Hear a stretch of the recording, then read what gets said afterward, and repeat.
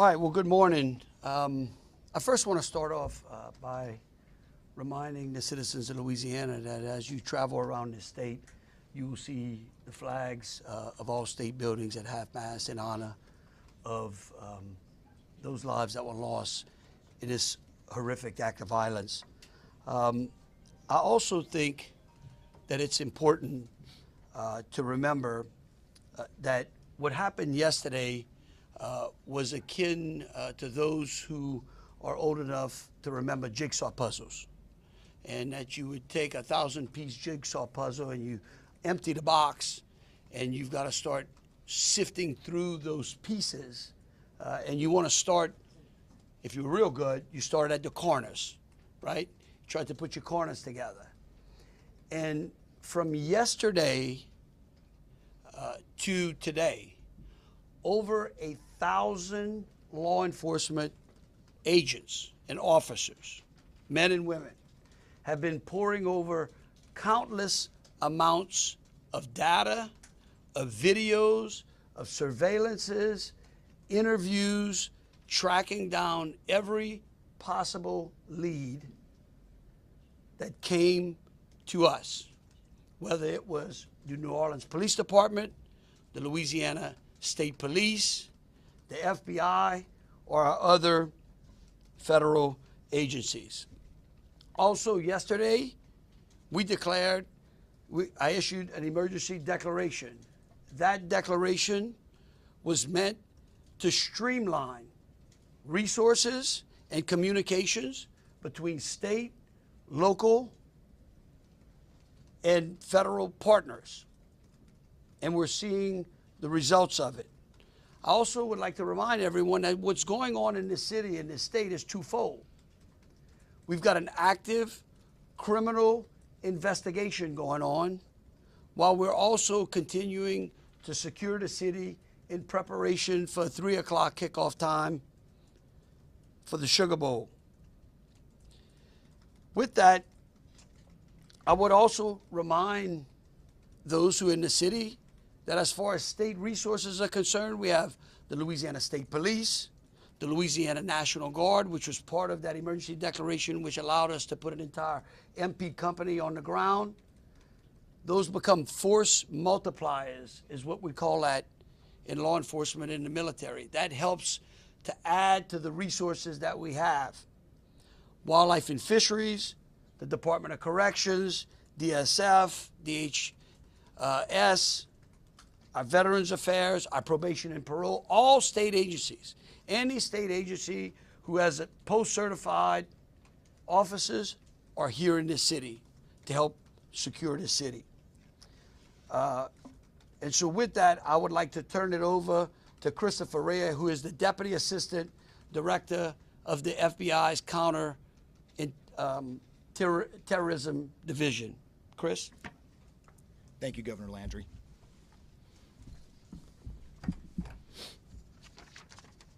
Good morning. I am FBI Deputy Assistant Director Christopher Rea. I'm from our Counterterrorism Division at headquarters.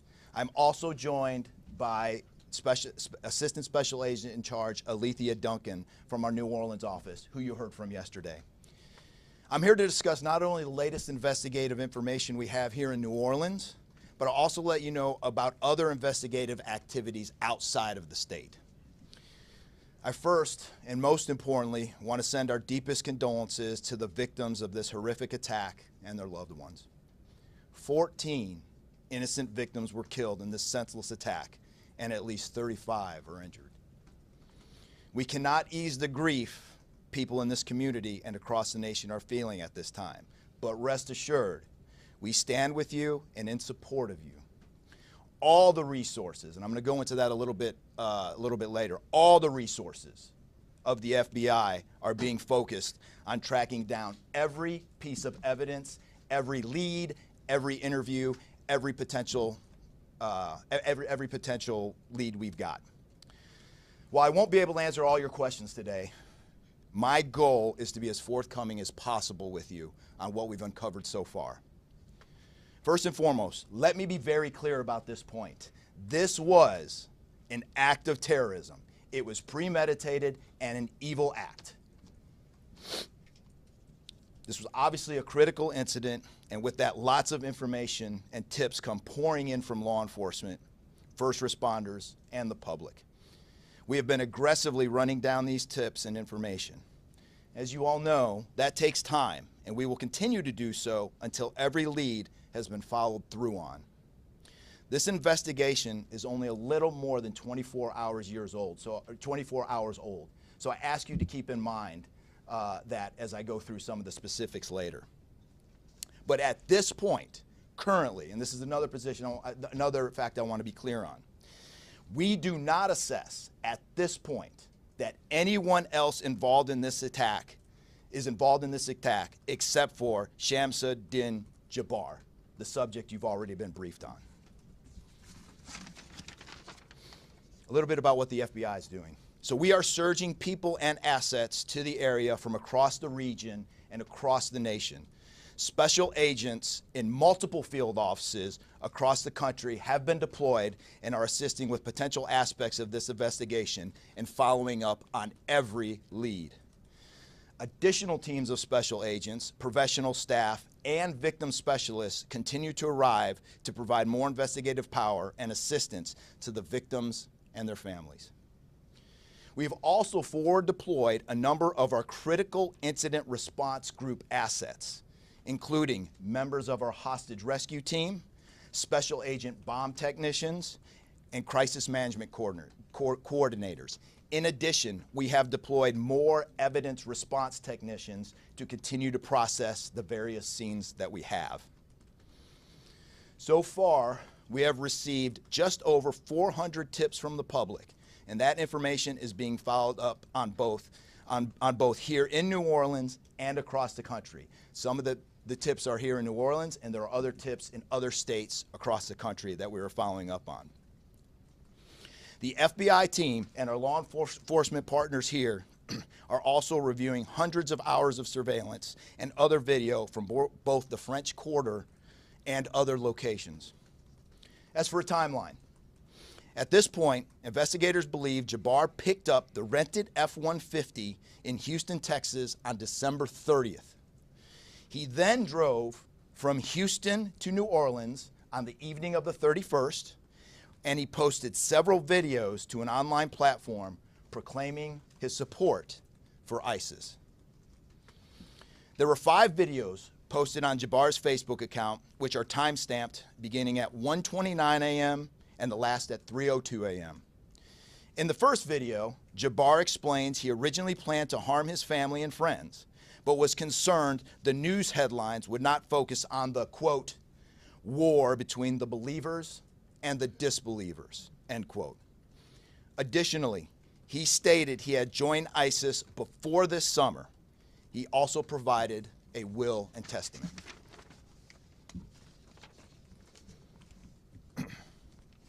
FBI and ATF. We have a couple different scenes at the location. We have released the scene at Bourbon Street. That scene has been released. We also have a scene off of Mandeville address where we're currently searching that scene right now. FBI and ATF agents have secured that house, and that location is being searched for potential evidence. On New Year's morning, Jabbar opened fire after ramming through a blocked-off area of Bourbon Street, used his truck as a weapon to run over the victims. Teams of specially trained victim specialists, again, as I said, are on the ground here in New Orleans, assisting survivors of the attack and loved ones of the deceased. We do not believe the public is in any danger around any of these locations. 3 phones linked to Jabbar have been recovered, and digital media exploitation is a priority to see what is on the devices and determine if there are any other potential leads. Additionally, we have recovered 2 laptops and are currently reviewing them for any potential leads. Those laptops were recovered at the Mandeville address. Evidence technicians will also be going over the F-150 truck Jabbar was driving. As you know, we recovered an ISIS flag from the back of the vehicle. Jabbar declared his support for the terrorist group on social media, as I stated before, as he made his way to New Orleans. FBI bomb technicians also recovered 2 IEDs in coolers, one from the cross-section of Bourbon and Orleans Street, and the second at an intersection approximately 2 blocks away. There were multiple reports of other devices. Those reports turned out to be misinformation or not actual functioning devices. Those are the only 2 devices that we've been able to recover that were functional. Both devices were rendered safe on scene. We did obtain surveillance footage showing Jabbar placing the devices where they were found. Two other, as I said before, 2 other items of interest were determined not to be IEDs. A little bit about Jabbar. Jabbar himself was born in the United States and is a U.S. military veteran. We are looking in everything in his life. While we have interviewed many people who know Jabbar, we still need to talk to others. Whether you know Jabbar personally, worked with him, served in the military, or saw him in New Orleans or Texas, we need to talk to you. You may not think you have relevant information, but what you know could tie in to one of our investigative leads. Specifically, we want to talk to anyone who was in the French Quarter on New Year's Eve or early on New Year's Day. That includes people spotted near one of the 2 IEDs on Bourbon Street. The IED was inside a cooler, and many people stopped and looked at the cooler and then continued on their way. Let's be clear, again, we do not believe at this point these people are involved in this incident in any way. We want to speak to them as witnesses and want to know what they saw and when. I went down to the crime scene last night. It is very hard to put into words what it looked like and how difficult it was to see. Anyone with information can call us at 1-800-CALL-FBI or send digital tips to fbi.gov/Bourbon Street attack. Early this morning, evidence response teams finished their work at the crime scene. Bourbon Street has been turned over to the city of New Orleans. As you know, there's also an FBI investigation in Las Vegas. We are following up on all potential leads and not ruling everything out. However, at this point, there is no definitive link between the attack here in New Orleans and the one in Las Vegas. And again, I'll preface, as I close, I'll preface everything with what I started with in the beginning, which was this is very early in an investigation like this. Again, our thoughts and prayers are with the victims of this tragedy and everyone impacted across the country. They remain at the heart of our investigation. I also, although I've only been on the ground here a short time, I also want to express a sincere appreciation for our partners here, which include the U.S. Attorney's Office, HSI, ATF, the New Orleans PD, the Louisiana State Police, the Governor's Office, and countless others. At this point, I'm going to turn it over to the Special Agent in charge of ATF here, Josh Jackson.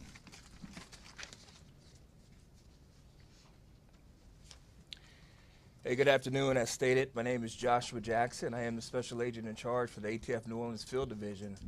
And ATF's primary mission is preventing, reducing, and solving violent crime throughout the United States and abroad. Solving part is the focus of this investigation. ATF resources that have been brought to bear to the city and to focus with our federal, state, and local partners have been our national response team.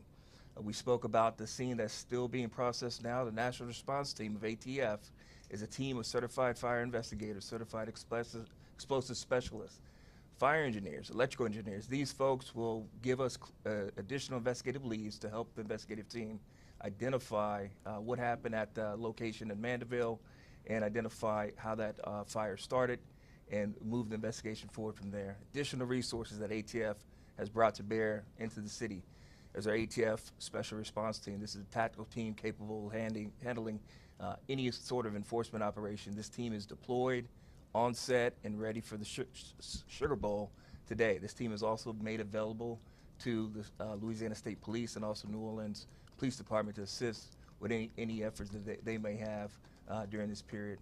Additional resources, as the governor alluded to, he executed executive powers and had an emergency declared to where ATF was able to tap in to Emergency Support Function 13 resources. This allowed us to bring additional explosive detection canines so that we can safely sweep the city and safely sweep the Super Bowl in preparation for the game today. These resources will still be in the city as we lead up to the Super Bowl and through Mardi Gras. These type of ATF resources will be here. The last resources ATF has brought to bear, and probably the most important one, is our victim witness coordinators. These folks come in and they provide resources to the victims and the family members that have suffered greatly during this tragedy. The entire city hurts, but the victims and the family members are in need of resources and care long after this investigation wraps up.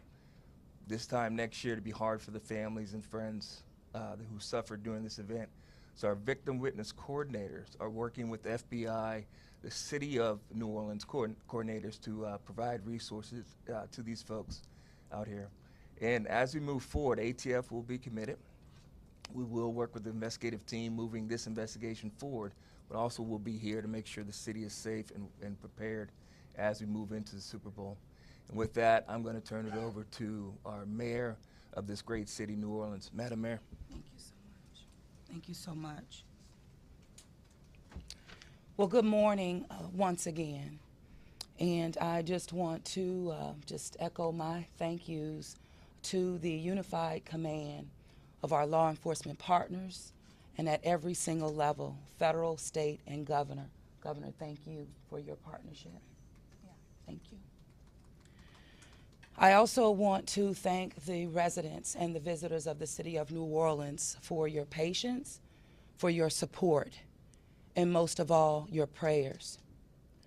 Our hearts and prayers continue to go out to the victims' families, and the city of New Orleans, we're resilient.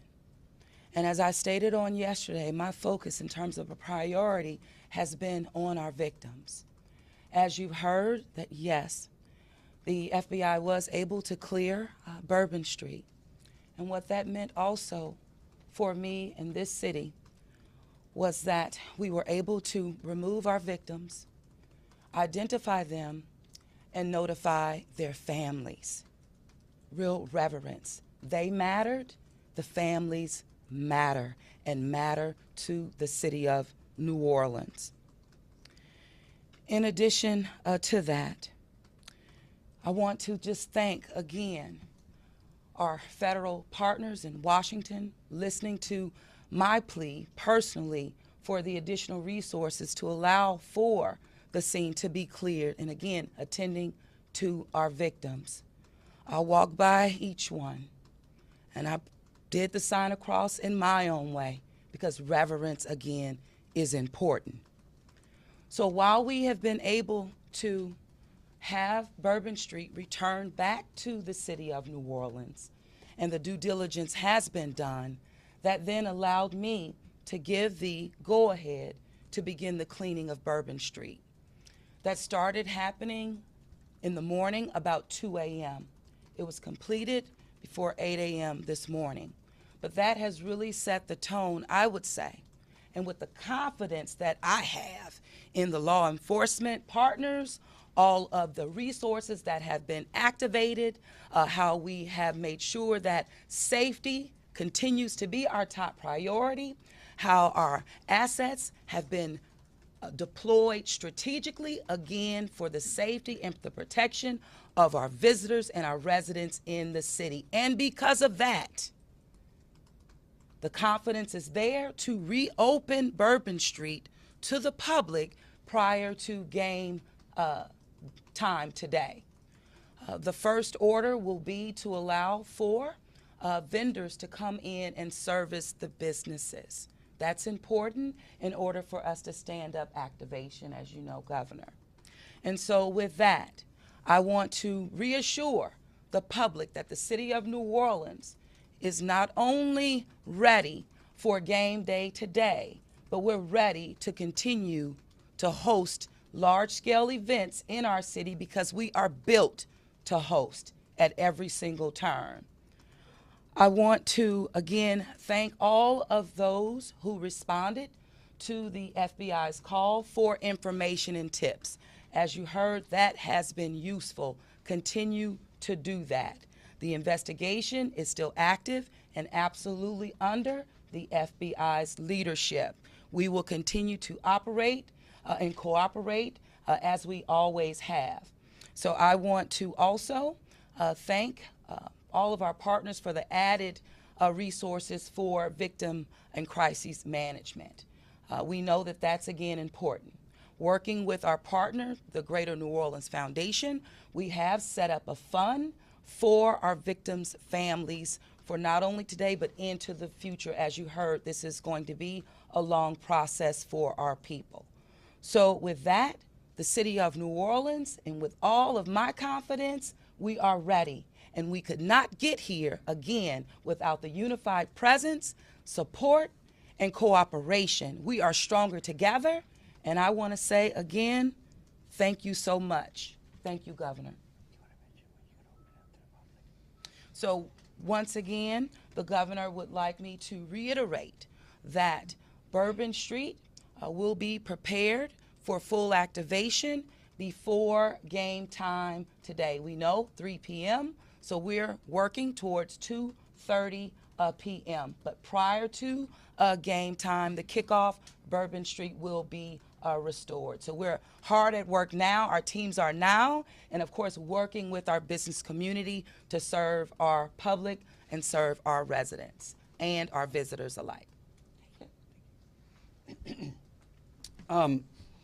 closing, I want to rest people assured. Right now in the city of New Orleans, there is an unprecedented amount of law enforcement resources that are being utilized to close out and to hunt down and to finalize this investigation. I want to thank the FBI and all of our federal partners for the amount of resources they have poured into the city. This type of event can happen in any city, and that's the tragedy of it. And I think it's important for people to understand that to protect our citizens in America from evil, you have to crush it. You can't go out there and placate it. You can't go out there and say, oh, I'm going to put this in place and that in place and hope that evil doesn't show up on your doorstep, because it will. You have to crush it. And that's what we're going to do here. We're going to put it all behind us. We're going to continue to keep the victims, those that are in the hospital, either fighting for their lives or trying to recover, in our thoughts and in our prayers. But you know, this morning, and I don't want to single out just one news source, but I just happened to turn on Fox and Friends, and there was a young man who was interviewed who was actually on Bourbon Street during this horrific act of terrorism. And they closed out by asking him, what now? And I think he summed it up. He said, look, we can't live in fear, because fear will paralyze us. He said, we come down to the city to enjoy ourselves and to entertain ourselves and to be with our friends and with our families, because that's who we are. Louisiana invented hospitality. The people of this city care for each other. And believe you me, we care about each one of the lives that were lost in this city. And that we will never forget them. But it would be a tragedy if we let their losses be snuffed out because of fear. This city will be back. We will be open to family and friends and loved ones who want some time to relax from the pressures of life. And so today, we're going to have us a sugar bowl. We're going to enjoy ourselves. We're going to keep those, again, who have lost loved ones in mind. and we're going to get on to the business of this city and this great country. With that, I'll take any questions. Governor, this is for you and the assistant director. The message has really changed since yesterday. Yesterday, the FBI said that people should be vigilant, that he did not act alone, that he likely had help, and now you're coming out the very next day and saying he was a lone wolf, everything is safe, the game moves on, everybody had a good time. How can you be so sure just 12 hours later? Well, we're going to bring him up, all right? But here's what I want to remind everyone. Like I was the deputy sheriff, all right? I worked in a jail. I worked on the street. I worked on the interstate. I served warrants. I can tell you. Look, in today's world, I get it. Information, we get information like that. Everybody lives in a 15-second TikTok video. We think that life operates like it does on our phones, and it just doesn't. Information changes. In fact, that's why we ask the media for patience. We get information, like I said, no one dumps a 1,000-piece jigsaw puzzle and puts it together in 5 seconds. Okay? And what I would tell you is that I appreciate the fact that what we did was we're under-promising and over-delivering today. And I think that's important. And I want to remind something. Look, because over the last decade, law enforcement has taken it on the chin, unfairly. And there are great men and women serving in the FBI, in ATF, in Louisiana State Police, in New Orleans PD. Our sheriffs have been unbelievable in this. And I tell you, they want to protect you all. And we have to trust them. And sometimes the information we put out, we end up finding out that it may be incorrect. But guess what? What we're doing here is something that I think is important. It's called transparency. And look, something may change again. Here's what I do know, though. Right now, this is one of the safest places on earth. That doesn't mean that nothing can't happen. Thank you, Governor. And to echo exactly, I think the governor put it eloquently, as Khabib said. In a lot of these instances, I also had the opportunity to deploy to Boss Bomb, and I will tell you this is almost carbon copy to Boss Bomb as far as the inaccurate reporting that comes up. And what the governor said is we want to be transparent with the public. Years of the FBI not being transparent, we're being as transparent as we possibly can. Unfortunately, as we're being transparent, unfortunately for that, there is some information that we have to go back and recorrect. And in this particular incident, you heard the resources that we've brought, that the other state and locals have brought. We've had 24 hours now to go through media, to go through phones, to interview people, to analyze those videos, analyze other databases. And after all of that, there's been hundreds and hundreds of leads done just in 24 hours. We're confident at this point that there is no accomplices. And I'll give you an idea of how that information sometimes, a lot of the early reports came out that there were extra people that were setting the coolers down, right? It turns out those were just patrons on the street that were looking inside the coolers, right? Well, we didn't know that at first, so we had to kind of track all that down and put that to rest. So that's just an example, one of the pieces of information, but there were other pieces of information that after we got our feet under us a little bit and on the ground here, we were able to put together a much more accurate picture of the subject and his attention. Whoa. Stated death toll. Just wanted to double check. Yes. 14, not 15. Yeah. Sorry, sir. 14, and then the shooter himself would be 15 total, to include the shooter. And the IEDs, were the IEDs pipe bombs, and have you discovered a remote detonator anywhere? And when you said that you have surveillance footage of the suspect planting those IEDs, what time roughly were they planted? Yeah, those roughly a couple hours. I don't have the exact times in front of me. A couple hours prior to the attack. Probably after midnight. I want to say 1 or 2 in the morning, but I can't. Left the area and came back. Correct. That's our assumption now. I mean, we still have a lot to work through. We're getting more surveillance video and everything else, but that's the assumption. Were there sweeps being done on Bourbon Street? Would there have been canines out on New Year's Eve? Would there have been bomb sweeps done? Look, I think let me just say this, and either Joe or Rob will correct me. Look, a bomb dog doesn't operate like a drug dog, right? On Bourbon Street, there's a lot of senses, right? A lot of smells. I don't think you can run a bomb dog down Bourbon Street with thousands of people there and be able to sniff out a bomb. What we've been doing, what they have been doing, is certainly a complete sweep of the quarter because of the limited amount of traffic that's been out there. Let me just say this. I think this may help.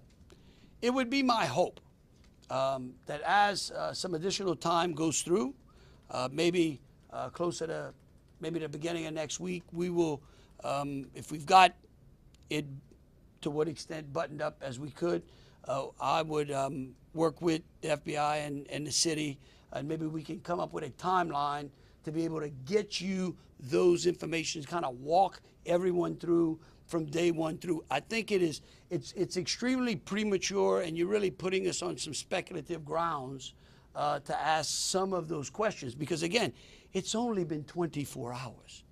I mean, can you imagine how far we've come in 24 hours? So, Just clarify if there was pipe bombs and oh, we'll go one at a time. Being done to make Bourbon Street safer tonight than it was New Year's Eve? Are temporary bollards being brought in to block off the street, and why weren't those used on New Year's Eve? Well, look, here's what I'm going to say. Every time some bad guy does something like this, there's what we call an after-action review. Because again, nothing is 100%. We have reinforced the area. We have deployed some additional types of assets. I personally, it's up to the city or other, I don't like to give specifics because I don't like to tell the enemy what we got. But I can tell you we're in better shape than we were before. We have time for 2 more questions. Director, may I speak to the Mandeville scene? Can you speak to the Mandeville scene? And then we'll go to you. Some neighbors at that site told us they smelled smoke early in the morning. Was there a fire there? Any kind of burning happening? Yeah, great. Do you still believe that fire happened after the suspect was killed? That's correct. Yeah, I'll move to 18. I do want to address the suicide vest question. I want to kill that one right away. Okay. There was no evidence that the subject was wearing a suicide vest at all. So I will turn the Mandeville stuff over to ATF. Yeah, as to the fire at the Mandeville scene, so our working theory now is that the fire started after Jabbar was already deceased. There's a lot of different ways that can happen. You could have different time devices. You could have a long cord that extended that time. You could also have pressure cookers that were put on top of the stove filled with gasoline, and then it went off. There's a lot of different ways to do it, but that is why our ATF National Response Team is here to answer those questions and get that investigative lead back to our team. So more to come on that. We're still processing that scene. We're out there right now. Are you able to assess what type of... How he became radicalized over all of this time? What brought him to Bourbon Street? Do we understand? Was there any international travel involved? What led him down this path to this sort of radicalization? Sure, a lot of questions we're still asking ourselves. We know that he specifically picked out Bourbon Street. Not quite sure why. I mean, I think one can assume that it was lots of people New Year's Eve, with a target for an attack. That's the stuff in the coming days as far as that path to radicalization that we're really going to be digging into and making a priority of. So what I can tell you right now is that he was 100% inspired by ISIS, and so we're digging through more of the social media, more interviews, working with some of our other partners to ascertain just how to ascertain a little bit more about that connection. We're gonna do one more. Kate. Right there. You've had your hand up for a while. Here. Sir. Thank you, I appreciate it. Yeah. It's actually for Special Agent Ryan. Sir, I prefer those. I want you to in order to reassure people, would you be able to explain the analysis and evidence that has led to this most recent understanding that he was a lone actor and that there is at this point, at least from your understanding, no further danger to the public? Sure. I think a lot of that, multiple interviews, the hundreds of interviews that we've conducted so far, the social media review that we've done of his accounts, by my count now, the 5 devices we have, the 3 cell phones and the 2 laptops been able to initially triage or go through that, and there is just nothing to indicate through call records, through anything on those devices, through interviews, through anything in our systems that he was aided in this attack by anybody. And again, I have to caveat, like the governor said, this is 24 hours into it. And that could change, but right now we've got a much better picture and much more confidence on what we were dealing with than we were just 24 hours ago. All right, look, thank y'all so very much. Again, we are going to try to get y'all as much information as possible. So any additional information will be put out through press releases. Thank you so very much. Are we going to be making Bourbon Street a pedestrian only, or are we going to be allowing cars to drive through? Pedestrian. Yeah.